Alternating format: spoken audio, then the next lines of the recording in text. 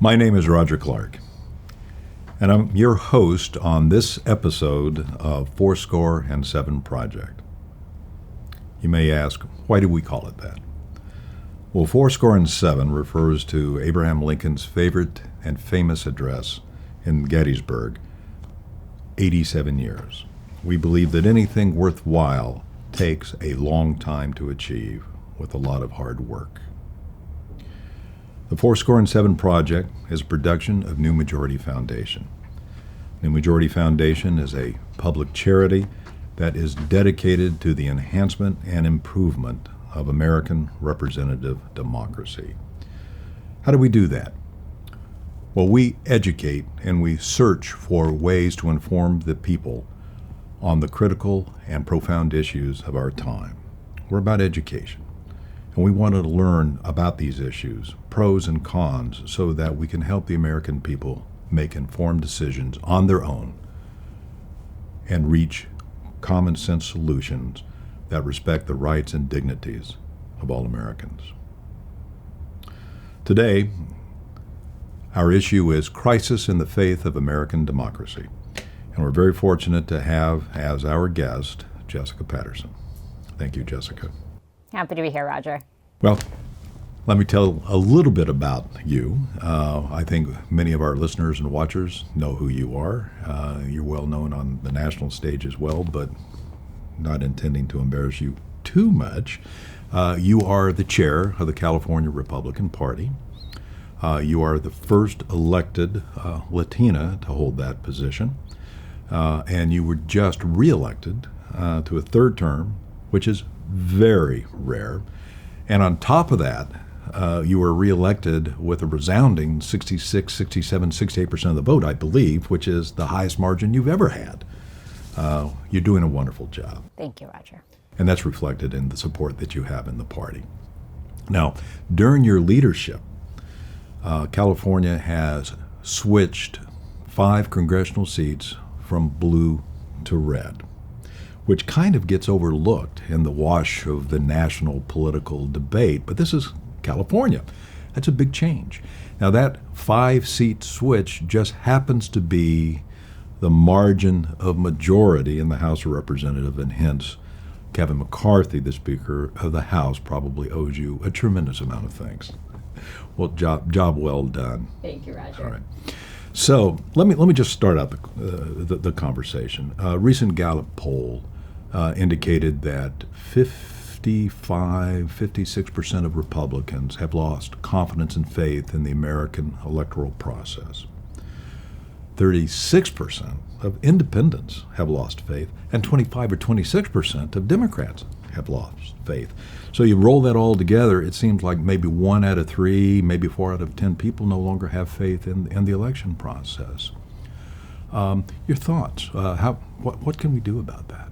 It's certainly a challenge, and it's depending on when you take a poll, which party feels more affected by it, right? We think back to the 2016 election cycle where people like Secretary Clinton, Stacey Abrams, the conversations about quote-unquote election fraud were mostly coming from the Democrat side, right? We heard about Russian hoax and interference. And so it really has affected not just Republicans. You hear about it right now a lot in the mainstream media following the 2020 election cycle because of President Trump's comments about the election. So you see that on both sides, and it just depends on who won or lost.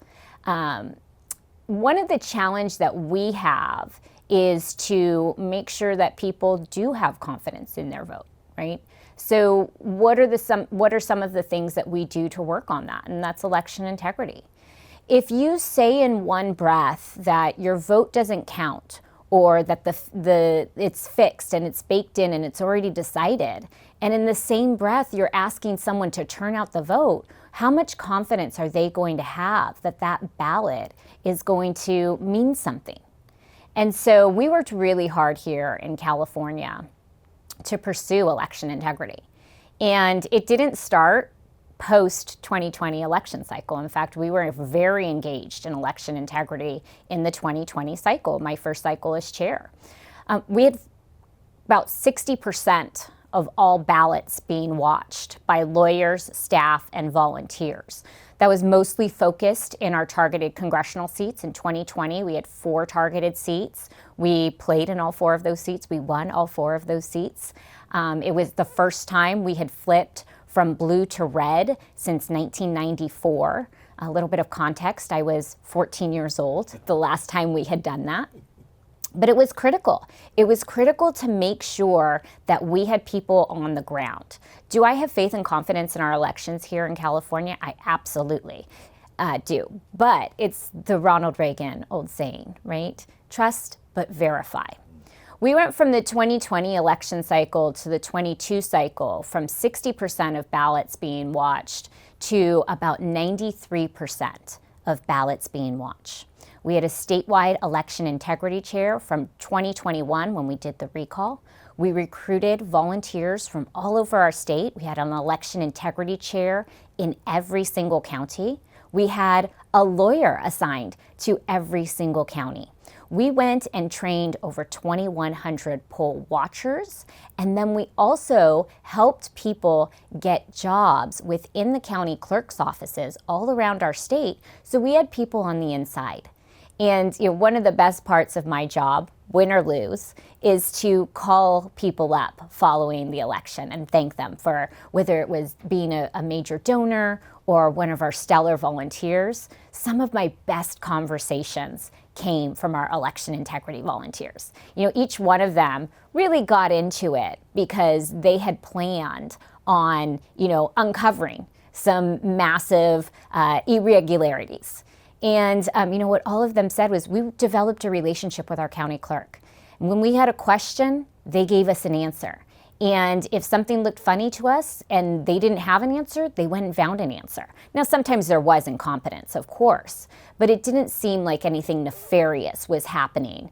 And so their confidence within the election system was restored. But again, I can't let them walk away from the work that they're doing, because when you win a seat like we did with Mike Garcia in 2020 by 333 votes, or now Congressman John Duarte, who won by 565 votes in 2022.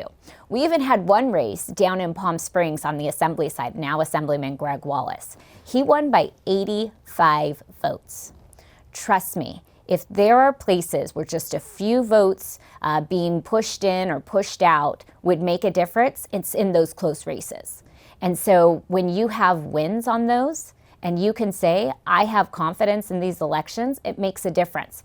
But we need people on the ground to make sure that nothing funny happens. As soon as we take our foot off the gas, that's when fun business will happen. Well, that's very encouraging, and you're restoring a lot of my faith. There is a lot of chatter, in the national media in particular, that is very confusing on this particular subject. Well, one thing I learned early on as a youngster is when you get into a discussion, it's really helpful to have the terms of your discussion defined. So when we say voter integrity, to me that's a defined term, which is probably narrower than the bigger media discourse, but let me come back to you. And what is your definition when you say voter integrity? What does that encompass? Yeah, I think that as Republicans, we hold our ballots sacred. And so having the confidence that that vote is being counted, and it's being counted properly, and that there aren't any improper votes being counted. On the Republican side, what I say is that we believe every legal vote should be counted. And that is very definite. Well, can you take us, through the process? Every voter in California receives a ballot by mail now, I believe. Correct me if I'm wrong on this, but I think it's every registered voter. And then that ballot is physically filled out and can either be mailed in or taken to a polling station, or someone could take it on the day of the election and actually cast it as well. Can you take us through that process from the beginning to end? Because I think there's a lot of people out there that are confused about how their vote gets counted.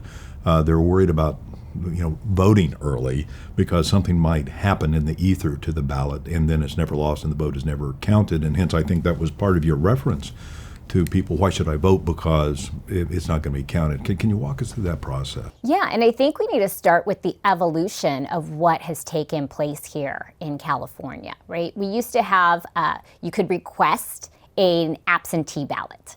And when you requested that absentee ballot, either you or a family member could return that ballot, but no one else.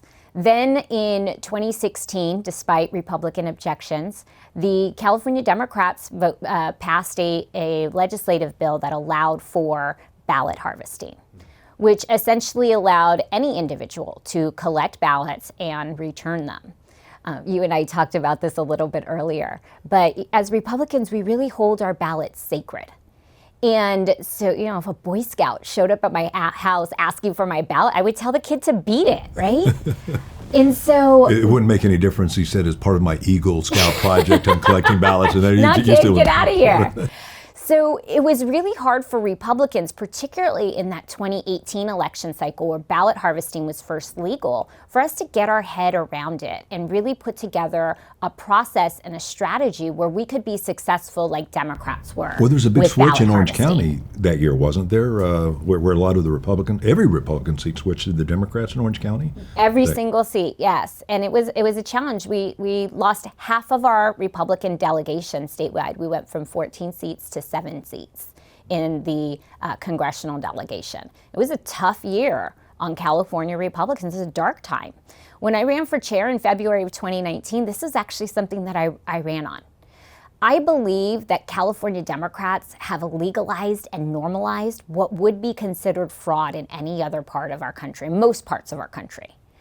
But until we get more Republicans elected to go change those laws, we have to play on the same field as they do, with the same rules that they did. So we put together our ballot harvesting operations throughout the state. And we did a lot of active and passive ballot harvesting. So on the active side, we have our neighborhood team leader program. And generally speaking, it's your neighborhood. But you're not showing up 5 weeks before an election asking someone for their ballot. We have people that are developing relationships and going throughout the year and a half before an election and making sure that they get to know their neighbors, talk to them about the issues that are important. It doesn't always have to be your neighborhood, though. It could be your book club. It could be your men's club. It could be your golf club. Wherever you get together with people and you talk about the issues that are facing Californians and what's going on in their real lives, that's where you build trust. And then you have ballot parties at your house. People can fill things out. You can give information. Organizations like the New Majority Foundation that focus on education can talk about the issues in a really intelligent way. And this is the way that we get out the vote. Now, during COVID time, we had an executive order first that made it legal for all individuals to receive a mail ballot that are registered in California. And, this was going to be a huge concern for people. How successful would we be with all of these ballots out there, getting those ballots in, making sure that they were filled out correctly? Because so many people for decades had showed up at their polling location, and now we have these voting centers throughout the state. How is this going to affect us? And so that was one of the real focuses for our neighborhood team leader program. But it was also a focus on our passive side of collecting ballots. I had worked with Senate Republican leader Shannon Grove, and there is no one that worked harder in developing programs to make sure that our believers throughout the state were turning out to vote. We would work with the churches. We put ballot boxes in these churches. This is a place where you feel comfortable. This is a place where you know that the people that you're talking to, their values align with you. We got actually so good at this. We would put these ballot boxes inside churches, inside gun shops. We had them at every Republican headquarters. We got so good at it that the Democrats actually came after us.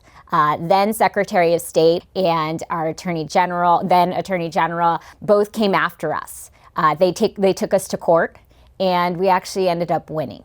They weren't mad because we were doing something nefarious or illegal. They knew we were following their own rules, but we were getting better at it than they were. And so the ballot harvesting side of it as well has to be a component of what we're doing until we can change those rules. Now, I didn't. No, go ahead. Well, you mentioned something that there was a phrase, if I quote this correctly, what the process in California would be considered, I think you said, legalized fraud in much of the rest of the country. And wanted to come back to that phrase because it kind of, I think this may be part of the perception nationally is that California, what's happened here with the ballot harvesting is that we are out of step with many of the other states in the nation. So your reference to legalized fraud, if it was, let's say if it was in, pick whatever state you want to pick, can you explain why it would be considered fraud in, say, one of these other states that you had a reference to? For the same reason it would have been fraud in California 10 years ago. Before, you had to request an absentee ballot, and either you or someone within your family would have to return that ballot. Now, anyone can pick up that ballot. So in many states, it is illegal for someone else to pick up your ballot, and that's why.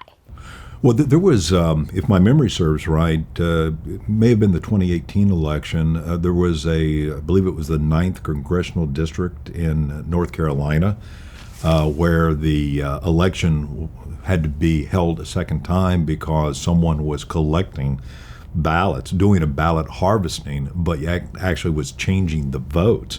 And it was a close election. Of maybe 200 or 300 difference in the election. I think, was that Dan Bishop's special that year? I believe it was, yes. Vaguely remember that. So, but in California, we have a lot of safeguards to prevent that. Yeah, absolutely. And like I said, when we have 93.5% of our ballots being watched by Republican lawyers, staff, and volunteers, I have confidence in those elections. We couldn't win a race by 85 votes in Palm Springs if we didn't have a fair system in place. So if we have a situation where someone fills out their ballot and then they put it in an envelope and they sign the outside of the envelope, I believe, and then when that ballot is received, with the people who are reviewing it, have to compare the signature on the outside of the envelope to the signature that's on file. To make sure that it's the same signature, basically. Can you talk a little bit about that? Yeah. And in fact, this is something that California Republicans have gotten really good about. There's another term that you and I are going to use, and it's called curing of ballots. And so when we have these really close races, we can go back and see how many Republican votes were rejected. Usually it is for signature reasons. Sometimes they forget to sign the outside of the envelope. Sometimes the signature, and many of us, our signature changes over the years. And if you've been registered to vote and haven't filled out a voter registration card in some time, that signature will change over the years. Well, if anybody's like me, I can't even read my own signature anymore. So. Probably half the doctors in California. But I first started doing ballot curing back when Catherine Baker was running for the assembly in 2014 and 2016. We did it with Assemblyman Tom Lackey. These are places where it made a huge difference in those races. I truly believe that as a party, we really perfected it in the 2020 cycle with Congressman Mike Garcia's race. 333 ballots. And, we had to cure and we did. We had 100% cure rate for the Republican ballots in that district in 2020. And what it is volunteers getting an affidavit signed by the individual saying that they did intend to vote, that was their signature, and getting that back to the county clerk's office to cure the ballot. The ballot would then be opened and counted towards that election. This past year, Going into Thanksgiving weekend, we had teams on the ground with Greg Wallace's assembly race or David Shepard's Senate race. We had up in Congressman John DeWardy's district where he won by 565 votes. We had teams. Josh Hoover, who was running for the assembly and switched that seat from blue to red against a 10-year incumbent on the assembly side. We had teams all over. And in that last Thanksgiving weekend, one of our closest races hadn't been called yet. We had about 500 ballots that were our voters that had not been cured yet. And the Assembly caucus came down under the leadership of Assemblyman James Gallagher, and they had teams on the ground, and in that weekend alone, they cured 300 ballots. So 300 ballots when your margin of victory was 85, you can look every single one of those volunteers in the eye and say, you made a difference. I'm laughing a little bit because when I was a young lawyer, one of the very first cases... You're still a young lawyer, Roger. Oh, well, thank you very much. You made my day. Thank you, Jessica. The judge would say to the panel, gave a patriotic speech and would say that there's only 3 times when a citizen can serve the country. 1 is when you serve in the military. 2 is when you vote in an election, and 3 is when you serve on a jury. And he said of all those 3, it's the service on the jury that has the most profound impact on your sense of democracy because you can see your vote in action. So you're looking at your, whether there's 6 or 9 or 12 on the jury, you're deliberating and everybody sees their vote. And so you can see the direct impact. But I'm laughing because now when we talk about 85 vote elections in congressional districts, the vote counts. So, absolutely. So now maybe it should be the close elections more than the jury deliberation and voting.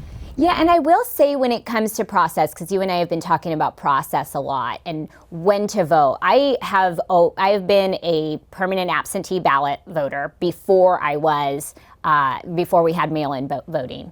And so I never knew because I worked in campaigns for the last 20 years, I never knew where I was going to be on election day. So this was a safeguard for me to make sure that my vote got in. And let me tell you, I have the best polling location in the country at the Ronald Reagan Library. So if I could get to the library on election day, I was there. I get to walk right past the Gipper before I cast my vote.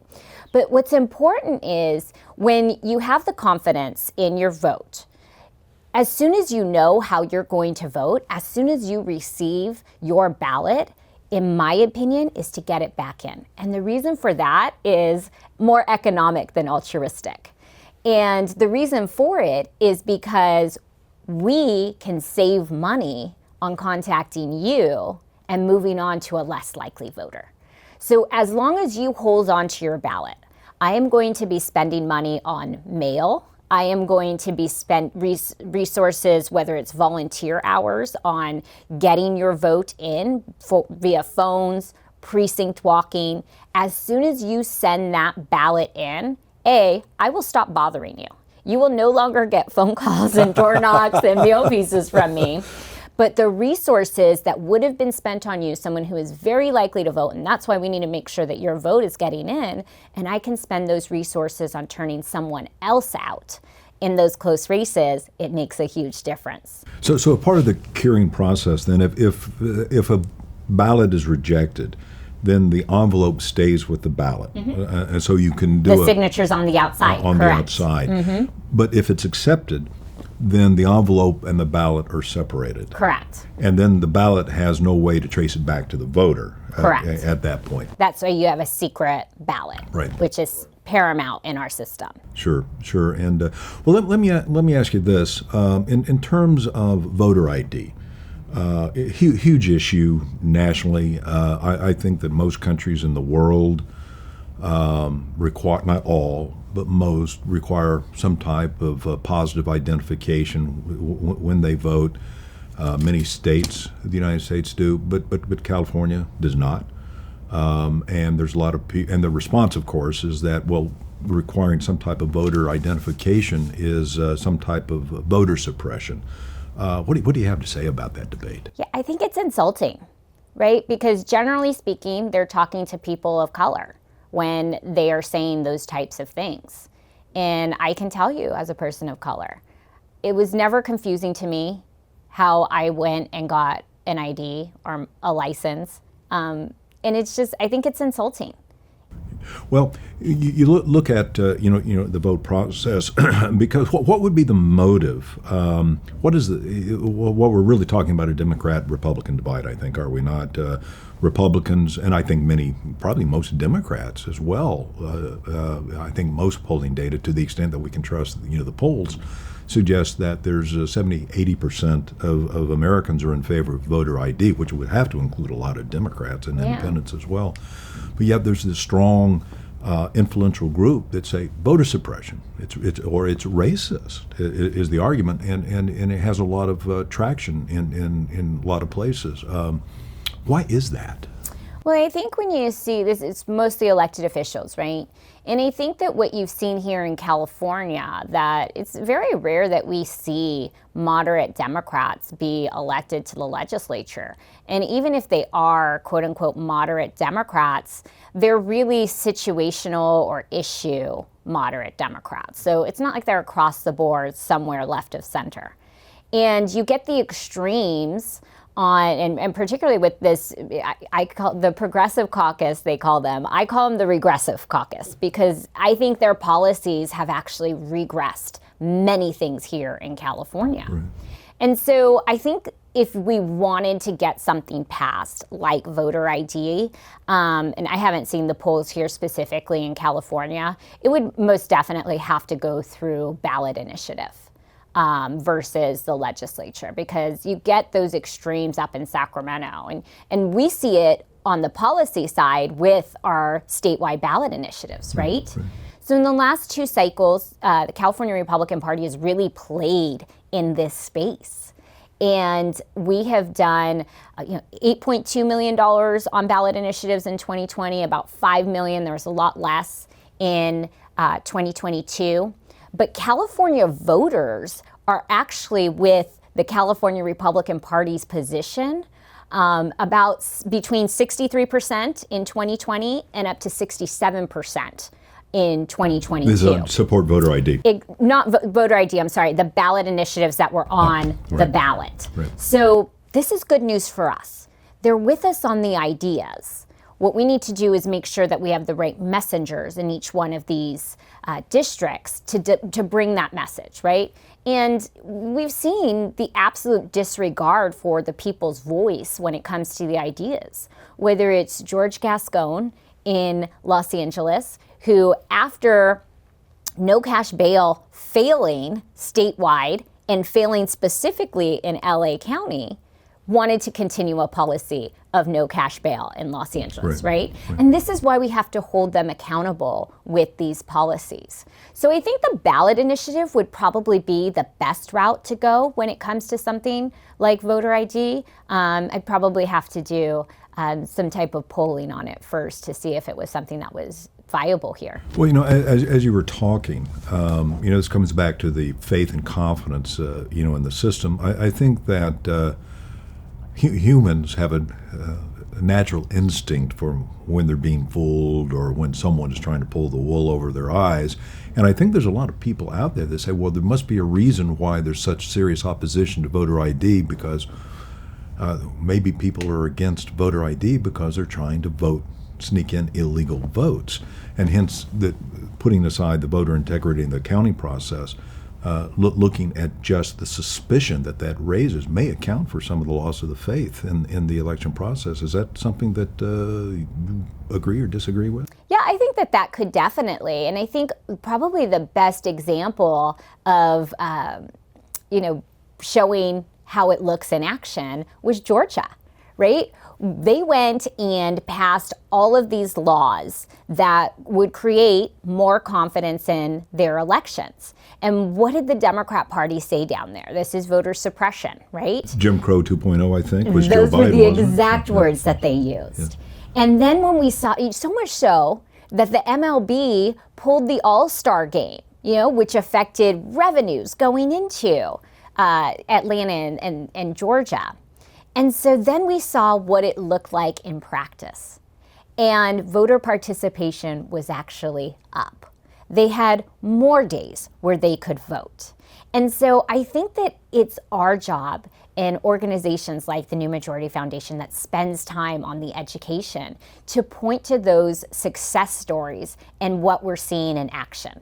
Just because there are rules to how you vote doesn't mean there's going to be less participation. It actually means people will have more confidence in those votes and be more likely to vote.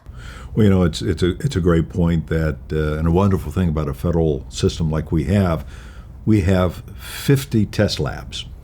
And California is one. Plus our 50, U.S. territories. Plus the U.S. territories. So we have a lot of other places to look at, and maybe part of the educational process, which you just highlighted, is let's get the information about what's going on in these other areas which have different systems.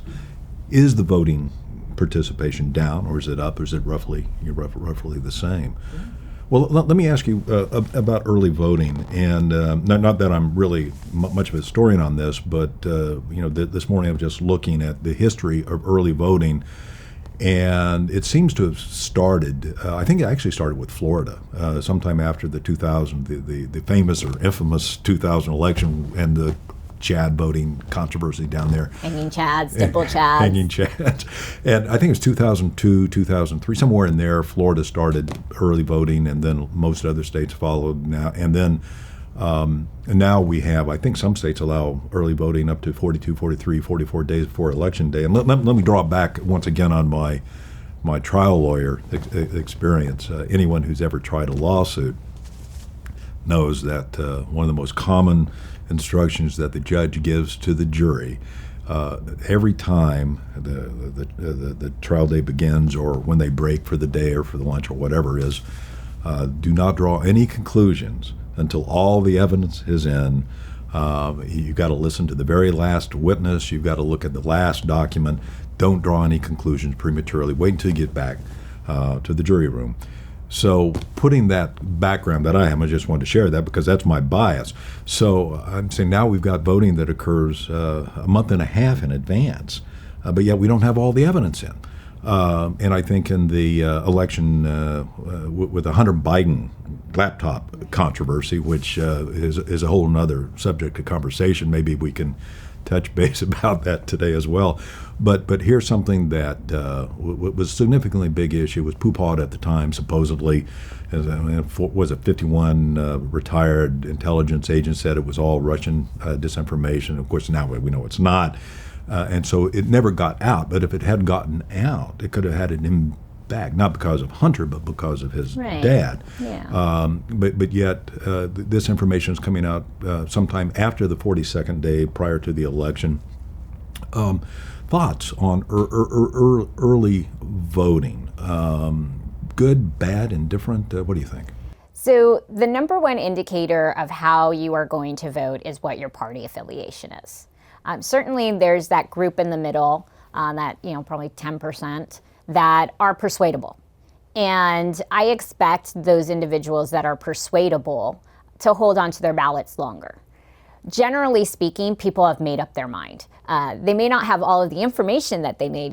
I need to figure out who I'm going to vote on these judges, right? I'm sure people give you a lot of calls about that too, Roger. Yeah. So generally speaking, they know how they're going to vote. They know on the ballot initiatives what policies are important to them. And so it doesn't matter what's going to come out, that vote is not going to change. And so if you are one of those people that these are the values that you have, one candidate and this set of issues follow those values, get your ballot in early. There is no reason to hold on to that ballot.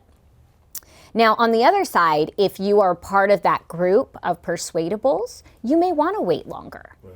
And maybe you haven't reached a decision. Generally speaking, your party affiliation is going to dictate the way that ballot is going to be filled out. And if you know what your values are, it doesn't matter what comes out. It's probably not going to change what your vote is. Interesting. So I think that coming back to the 50 different laboratories of democracy, there's still a couple of states that do not allow early voting. I think Alabama's one. I think Mississippi. I think New Hampshire. Connecticut, I think, although I think they just changed, so the next cycle there will be early voting. But with those states that don't allow early voting, and I realize part of the argument is that without early voting, you're suppressing the vote. And again, comparing the voter turnouts in those states compared to, say, those states that do have early voting, do you know, are there any differences in terms of voter participation that we can identify? I haven't looked at it, so the short answer is I don't know the answer to it, right? Yeah. But certainly you don't hear a lot of calls for voter suppression in those areas, right? That's very true. Well, how is there a limit to how early is too early? Right now, some states, like I said, in the 40 days before the election day. I mean, how early can we go before it really starts to shock our sensitivities any more than it does? I think that's a good question. You know, certainly there's timelines within each state and sometimes counties on information that has to come in, filing for these particular races. You have to have primary races, and some of them are incredibly late, like Hawaii, right? It's just a couple months right before the general election. So that's certainly something that I think is a buffer for us. But I think that if you get beyond that 1 month to 5 weeks before, you are taking away, because I don't think like necessarily we've seen debates that the candidates might have. And then there may be something that happens that affects policy that is going on right now. And, you know, whether it was in 2008, you know, we had Senator McCain who suspended his campaign because he wanted to help as a U.S. Senator with the financial crisis that was going on, right? Mm-hmm. So playing those types of issues and having to lead as an elected official, I think definitely affects it. So I think if you go much further than that 1 month, 5 week period before the election, I think you're doing a disservice to voters. So if I gather, then you're generally in favor of early voting, but there has to be some type of limit to how early that is, maybe a month, maybe 5 weeks, somewhere in that time frame. Any way that I can spend less money on turning out voters, I am in favor of. Coming back to this perception that people have lost in the integrity of the election process is, I'll give you an example. So in 2020, and this was still very much obviously the COVID year, my wife and I were driving across the United States. We did a couple of cross-country drives, and so we were driving through much of the Southwest and the South, maybe the Midwest, and the amount of visible support for Donald Trump was huge. Every town we'd see billboards, we'd see people, you know, marching, you know, with their placards and everything. You'd see boat parades with huge Trump turnouts. But nothing for Joe Biden. And very silent Biden support out there. And then comes the 2020 election, and you have Trump gets more votes than he did the first time. And you know, the general rule traditionally has been that if you get more votes when you're running for the second time, there's never been a president that's lost. Well, then he lost. But then you have these 3 or 4 states where he's leading, you know, and during the day, during the election, and then during the night, the votes start to shift. And I think, from my perspective, this seems kind of surprising to people, and maybe this contributes to the general loss of faith in this system. But I guess the two things. One, on one hand, we're talking about the traditional measures of the election process that we draw from a couple hundred years of experience versus.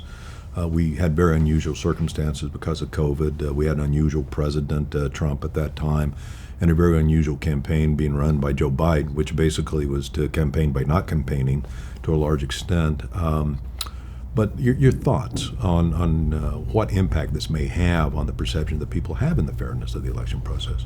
Yeah, so you and I aren't strangers to this, right? This was essentially Jerry Brown's 2010 election strategy. And you had Meg Whitman, who is traveling up and down the state and engaged all over the state, and Jerry Brown, who basically stayed inside his bunker during that entire campaign. And the strategy was there was nothing that he could do to help, and the numbers were there as long as he didn't hurt himself. I think that was President Biden's strategy as well. There wasn't anything that he could go out and do to help him get more, but he could definitely hurt his campaign and his chances if he was out there doing things. So they took a gamble that that would be enough to get them across the finish line. And I think, obviously the gamble for them worked. I do think that for individuals, it's very difficult, and we also get into our own little bubbles. I remember in 2004, my husband and I were driving to an election night party. It was about 9 o'clock at night, and they're calling, they're talking about Ohio and what's going to happen in Ohio, and I was just like, I just feel like the support's so much more there this time around. Like I just can't even imagine a world where President Bush isn't reelected. And, my husband, who works in education, he was like, you are so far in the bubble. Of course you can't see around that. He was like, I can tell you, there is a very real possibility that he doesn't get reelected tonight. And of course, thankfully, he did. But I think sometimes we get in that bubble, and it's helpful to get outside of it, right? Can you imagine if your road trip took you through the northeastern part of our country? It might be very different than driving through those southern states of the United States. It's a very interesting comment about the bubble comment. It occurred to me that maybe that's a basic problem that we have now in this country, and hence the challenge to our maintaining faith in the integrity of the processes, because we're all in a bubble that we can attribute to a large extent to these algorithms. So every time we're getting on the internet pays attention to an article we read last week, and therefore we get fed more of the same. And we get to the point where all we're doing is having the prior articles reinforced, regardless of what end of the political spectrum you're on. So if you're to the far left, all you're hearing is about the far left stuff, and people can understand how people on the right think that way. Therefore, they must be bad or evil or wrong or whatever. And it goes the other way too. Is there any way to address that issue? Well, I think it's the dehumanization, right?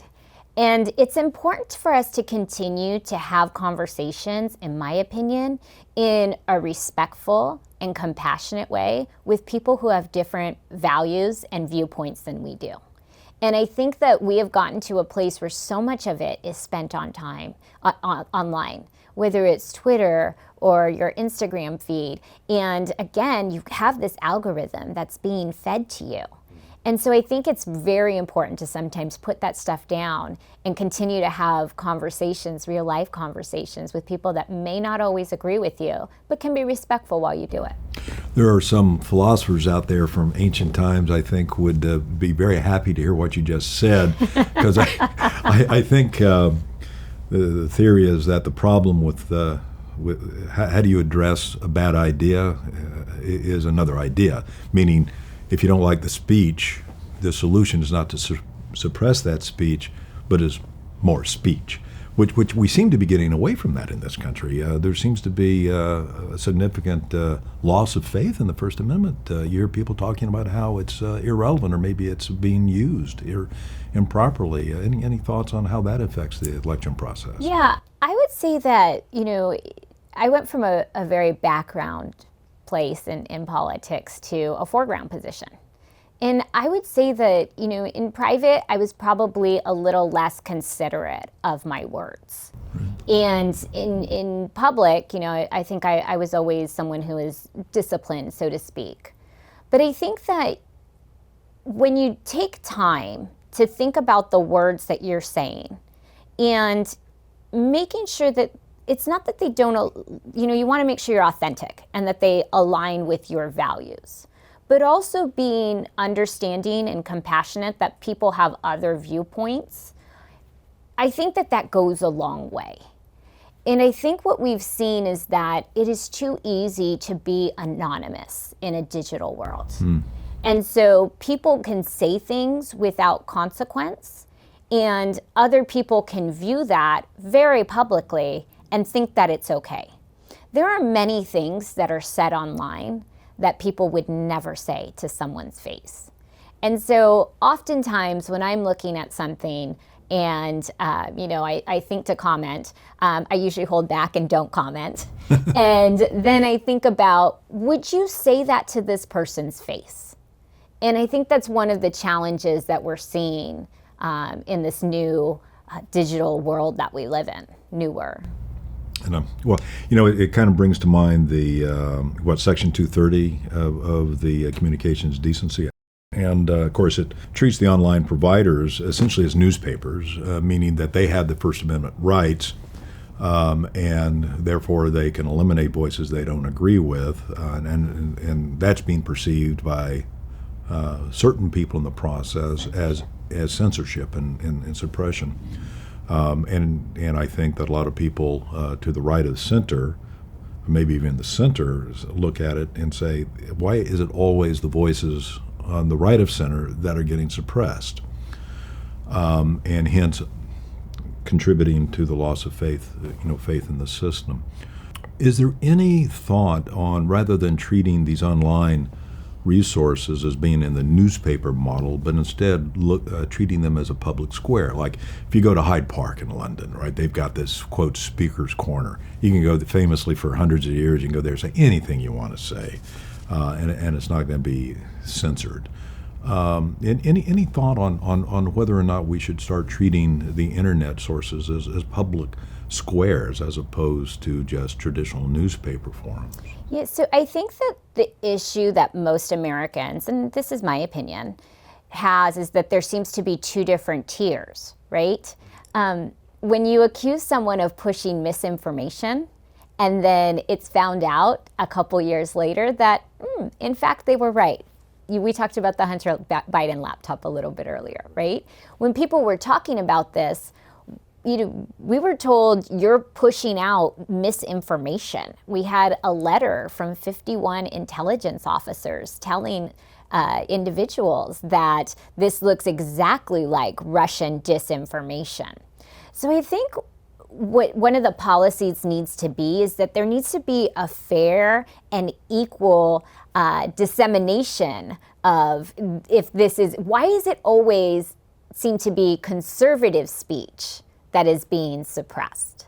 And so I think that if people felt that the playing field was a little more equal, it would be a lot easier to have that free speech truly be seen as free speech. Well, even here in California, which the legislature recently passed and the governor signed into law, a rule that would censor medical doctors if they gave, quote, misinformation about COVID. And that, I think that particular law has been stayed, the enforcement has been stayed by the federal district court in Sacramento for the time being on vagueness grounds and that kind of thing. But I was just thinking that, if you had that kind of suppression of dissenting medical opinion, we may very well in the year 2023 still be putting leeches on people who have an infection the way that George Washington had, because you never have a chance to grow and develop. And there's a significant part of the medical community that disagrees with that, because they say, first of all, what is consensus? If you always have a consensus, you're never going to grow, come to a greater understanding of the more subtle issues. But they also say that why have that law? Because if we're giving misinformation, there's protections already in place. We can be sued for malpractice, that kind of thing. But the thing that's shocking to me is why even pass the law? Right. And so what's going on? What is it that people feel that they can actually try to suppress this kind of speech? It's those radical regressive policies that we talked about, right? This is an absolute disservice to our medical community, our scientific community, and by extension, the people of California and the rest of the country. We have been at the forefront when it comes to so many of our medical advancements. And to not be in a position where you can look at the data and talk about where you think the data is pointing, what a disservice to the medical community and Americans at large when they do something like this. Yeah, well, that's just very fascinating. Well, it seems to me that people feel much more at liberty to suppress. And I always was raised on a principle, and I suspect you probably were as well, and it's probably very old-fashioned in many people's point of view now. But I may not agree with what you say, but I will fight for your right to say it. And are we still in that world, or have we passed that now, and do we not have that same sentiment in this country? Yeah, so my version of suppressing speech that I don't like is turning off the channel, right? If I am not interested in what you have to say, then I am not going to listen to it. And so I think that we are not necessarily in that same place. I think most people can get to that place.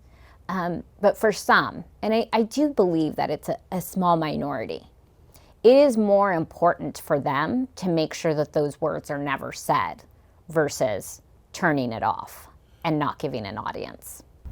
When I'm feeling energetic, I will go on a 6 or 7 mile walk, a little run, mostly walk, with a friend who's very left of center. And it's one of the most entertaining Sunday mornings that I have, because he'll make a proposition and I'll respond, and we go back and forth. It kind of reminded me of this when I took my younger son to begin at Boston College. There was a wonderful professor who talked about having, quote, intellectual conversations, whatever that means. And he said the hallmark of an intellectual conversation is someone says so on and so on, and the other person say, yes, but, and then has the exception, and then the person on the other side, well, yes, but, and they go back and forth, and it's a little bit like a tennis match, as opposed to just saying and shutting down and say, I don't want to listen to that. And so this is part of the educational process that we're interested in here, is that we like to encourage the yes, but, whether you're on the left of center or right of center, we need more people listening. And I think you agree with this very strongly and wholeheartedly, is that we need to have people say yes, but, and we go back and forth, and we all get better for the process, I believe. And the best part of doing it the way you do it is when you're done, you can just run a little faster. Yes, I can do that. I can do that. I can probably eke out a very small victory. Well, let me, in terms of the voter, let kind of just expand this just a bit. And this is on the issue of who do you trust, right? So a few years ago, Adam Schiff, the congressman, from the L.A. area, who was heading up the House, I guess it was the Intelligence Committee. He was coming out of these closed-door sessions and said there's absolute proof of Russian collusion. And I said, well, amazing. Well, where is it? And of course, it's all behind closed doors, never comes out. Now the Durham report is out, right? Who basically said there was never any proper basis to launch a full-scale investigation to the so-called Russian collusion thing anyway. Schiff never retracts anything, just keeps going on. And we poor Americans are left, regardless of whether you're left or right, who do we believe? Right. And you have all this information that's out there, and who do you believe? How do we correct that? So I think one of the things that was most significant during that period of time was having someone like Congressman Devin Nunes in the role of ranking member, right?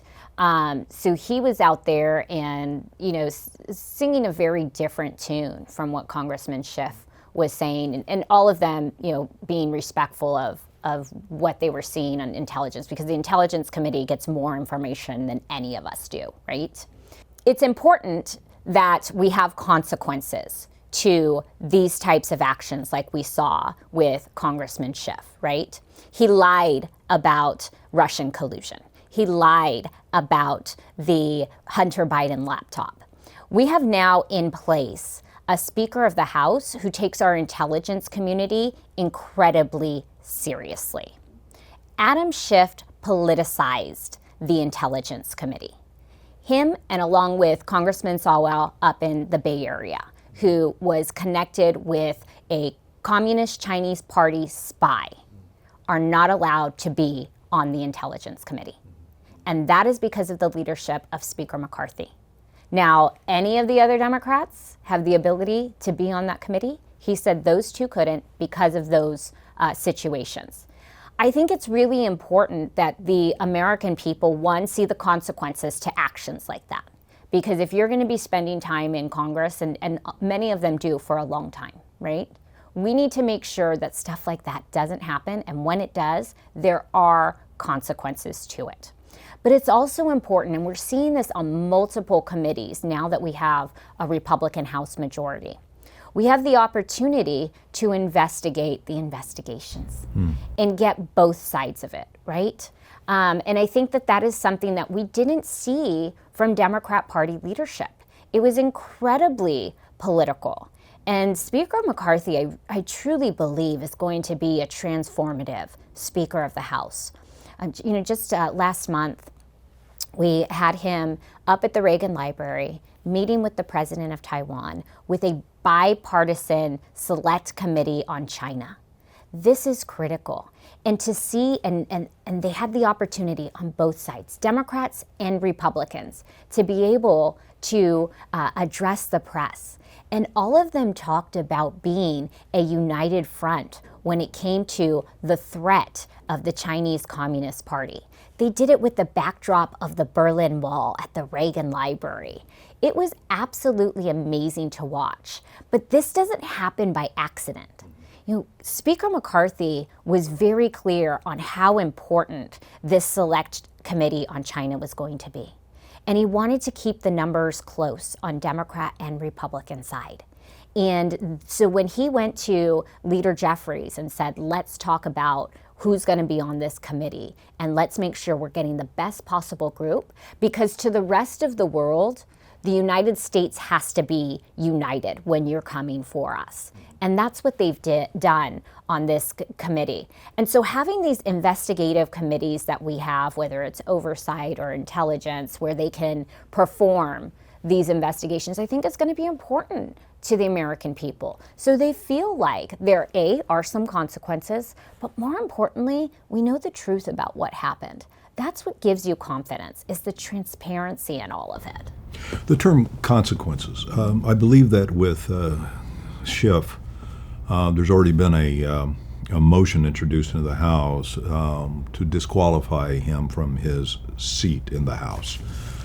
The odds of it succeeding are probably negligible. I think that in the entire history, there's only been 5 people removed from their House, because the House can judge the qualifications of its own members, and I think 3 of those were Confederates, and they got disqualified because they were holding arms, marching against the Union. So the 2 others were convicted of criminal misconduct of various kinds. And of course now Schiff is running for Senate in California, I believe. And so consequences. What can we do? What kind of consequences do you think would have some teeth? Well, I think that we have the most powerful consequences, and that's in our electoral process, right? Fortunately, our House members are running every 2 years. And so we have the opportunity that if you are doing something wrong, if what you are doing does not align with our values, we have the opportunity to replace you. And that is greater than, many systems in the entire world. Focusing with this issue of education, we now live in a world, for lack of a better description, I call it the 7-second and swipe left world. So you look at a headline. Very immediate. It's and that's it. So many of us now are getting our news from a headline. And when you really pay close attention to the headliners, and the headlines you're getting fed are the ones that reinforce whatever you looked at last week or the month before and that kind of thing. But they're very stylized headlines. Clickbait. And it's just clickbait. That's a challenge all in its own. How do we get people to do more than 7 seconds and swipe, but instead click, but actually read down to the 5th paragraph to find out what's really going on in the subject of the article? Right. I think that as conservative messengers, I think what we need to do is you and I sitting here, we're getting down in the weeds, we're talking very detailed stuff. We have to also make sure that we've got something spicy to say that gets out there in 7 seconds, that gets their interest, right? So that's important too. Well, on this misinformation issue, and in the 2016 election cycle, going back, 7 years, so now, and Donald Trump was talking about misinformation and so forth, and I was kind of slow to the party. So what is he talking about? And so I said, look, I'm going to pay attention. So this was still before the election. He's giving a rally in Phoenix, and I listened closely. He said, it doesn't make any difference what color you are, whether you're white, black, or brown. We're all Americans. I said, all right, well, that sounds pretty balanced and American to me. Next morning, I picked up the LA Times. It said, Trump gives racist speech in Phoenix. And I said, now I understand what he's talking about. So many of us, we're all busy with our lives. We're trying to pay our bills. We're trying to take care of our kids. And most of us just don't have time to really go behind that 7-second and swipe motion. Yeah. And so if people just read the headline on the Times, which says Trump gives racist speech in Phoenix, people are going to say Trump is racist.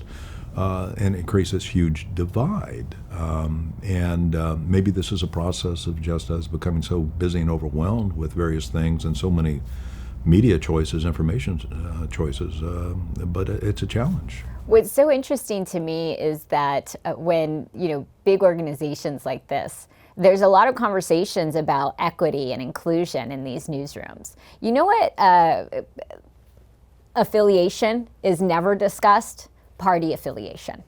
They are perfectly okay with having, 10-1 liberal to conservative journalists or commentators within their news organizations. But they're very concerned about, how many Black voices are heard, how many Latino voices are heard, how many female voices are heard. I'd like to see the same type of consideration given to ideology. Right. Well, that's a very good point. Is there any way that we can get there that you see? I don't know about that.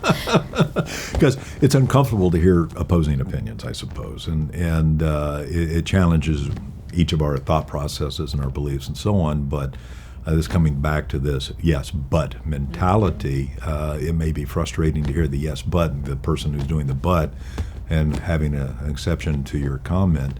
But maybe we can all go home and cogitate it overnight, and maybe tomorrow we might be a broader thinking person, possibly. Yeah. Or maybe just a little bit better person. Maybe. Understanding where other people are coming from. Maybe. Well, where do you see us going? This is 2023. We're going to be in another election cycle. Well, we already are there. But it really officially is 2024. Where do you see, both in California and nationally? Yeah, so it's exciting for California Republicans. We have an early primary this cycle. So we're on Super Tuesday, that first week in March.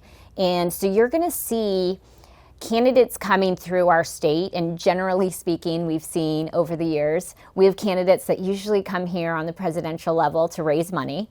They'll still be doing that, but also they're going to be building up their organizations because we're a delegate-rich state, and we are a winner-take-all bi-congressional district. So you can really rack up those delegates in the state of California by different parts of the state and still walk away with something. And so a statewide poll here may not mean as much as it would in a place that's winner take all by state. And you have the opportunity to see where your message works and how you can build out your organization. So that's great for California Republicans. But I also think that we're in a really wonderful position on the national level when it comes to the presidency. We have an embarrassment of riches when it comes to our presidential candidates. And Democrats across the country are stuck with a guy whose approval rating's around 36%. I think it's a great place. He's going to have to campaign, and President Biden's going to have to campaign in a way he didn't in 2020. And, when you're putting a lid on things at 3 o'clock in the afternoon on a regular workday, I really look forward to what our nominee will be doing while he's taking a nap in the afternoon. Well, that kind of makes me smile. I don't mean to break out laughing, but you hate to think that the fellow that's running the free world has to take a nap from 3 to 5 every day, because some bad things can happen between 3 and 5, and we need a prompt attention to it. But Do you think that he's serious about running? Is there something that's going to cause him to backtrack on that announcement between now and sometime in 2024? If I were giving odds on it, I would say there's a 75% chance that he runs for this race or for a re-election. So, and then switch the focus on just he's going to have challenges, primary challenges. What do you think the odds are of him actually fighting those challenges back? I think he should be fine. So you think he'll get the nomination then? Yeah. So, okay. Predictions on the Republican side? I think it's too soon to tell, but I'm excited. Yeah. I'm really excited. Whether you're looking at, President Trump, who we all saw what his policies look like, right? We were thriving as a country under his policies. You've got Governor DeSantis, who's obviously being rumored. I think we'll probably see something pretty quickly from him. I've heard some super PAC noise on his particular race. He's done a phenomenal job in Florida. We've got our governor here in California who's trying to punch up to him. And, Governor DeSantis isn't taking the bait. Governor DeSantis is saying thank you because so many Californians are moving to my state because they want to see what freedom looks like. You've got Ambassador Nikki Haley, who has been a leader on the world stage and also an executive in South Carolina. You've got Senator Scott, who has been a trailblazer in the U.S. Senate. Just an absolute embarrassment of riches when it comes to Republicans, and I'm excited to watch this, but I do think it's too soon to tell. So who's declared on the Republican side so far? Yes, so we've got former President Trump. You've got former U.S. Ambassador Nikki Haley. You've got the former governor of Arkansas, Asa Hutchinson. You've got Vivek Ramaswamy. I hope I'm saying that right. I always feel bad that I don't get it exactly right. And I think that might be it right now. I know Senator Scott has announced his exploratory committee. So that's basically in, right? So a lot of great individuals. So we have a lot to look forward to in 2024. Yes, absolutely. It sounds like you're going to be extremely busy. I already am. Well, listen, Jessica, thank you so much for taking time to talk to us today. And it's been a wonderful conversation. I hope to have you back again soon. I would love that, Roger. Thank you for having me. You're welcome.